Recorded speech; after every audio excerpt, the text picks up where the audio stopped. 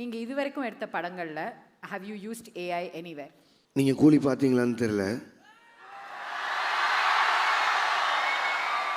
நீங்கள் பார்த்துட்டீங்கன்னு நினைக்கிறேன். அதில் அந்த ஃப்ளாஷ்பேக் சீக்வன்ஸ் வரும்ல,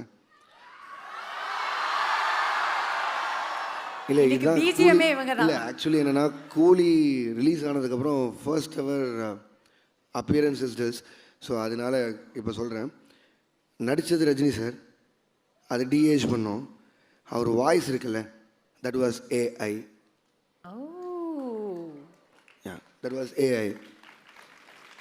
இன்ட்ரெஸ்டிங்.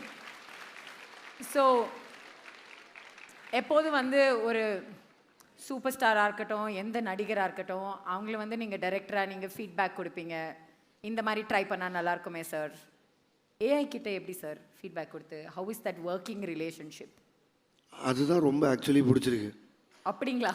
ஃபீட்பேக்கே இருக்காதுல்ல, நம்ம சொல்கிறது செய்யும்.